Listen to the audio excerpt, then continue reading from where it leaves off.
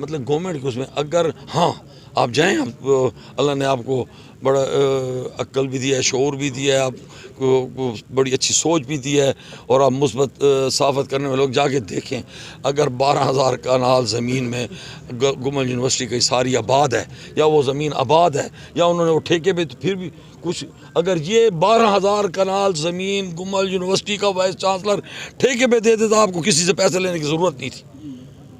ان ظالموں نے یہ بھی نہیں کیا، صرف اپنا پیٹ آگے لگایا جس نے بھی کیا۔ یہ میں اس چیز پہ آپ کو کہہ رہا ہوں، آپ کہتے ہیں گمل یونیورسٹی ختم ہے، کس نے ختم کیا گمل یونیورسٹی؟ انہوں نے خود کی ہے، جو یہاں آتے رہے ہیں۔ آپ کو پتہ ہو، آپ کے جو سلیکشن بورڈ میں 4 پنجاب کے 1 سرحد کے، تو آپ کے وہ تمام وی سی وہی آ رہے ہیں۔ جب تک آپ کی اس سلیکشن بورڈ میں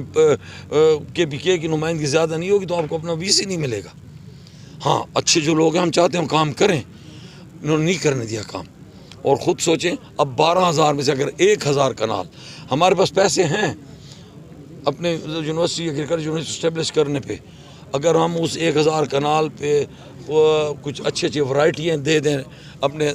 ضلع میں، اپنے صوبے میں، گندم کی، گنے کی اور مختلف ریسرچ اگر وہ کریں تو ہمارے پاس زمین بھی ہوگی اور ہماری بلڈنگ بھی بن جائے گی۔ اب میں نے انشاءاللہ تعالیٰ یہ کوشش کی ہے، جو یہ بھی نقصان ہے جو آپ کرائے پہ بیٹھے ہیں، وہ فیصل علی خان والی جگہ، وہ بھی کرائے پہ اس وقت میں نے دلوا دی تھی، وہ تو نکال رہا تھا ان کو۔ یہ گلی میں،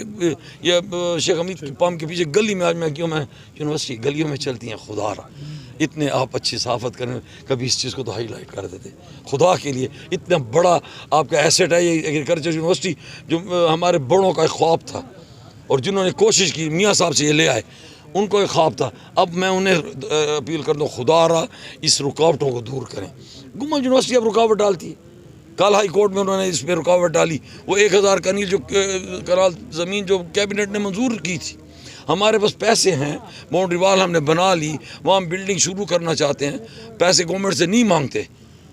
تو پھر کیوں ہمیں روکا جا رہا ہے؟ اور اگر اب میں نے یہ کیا ہے، جو انشاءاللہ میں نے اپنے سیکرٹریز کو کہا ہے فوراً اس کا ایک کیس بنائیں۔ میرے پاس یہاں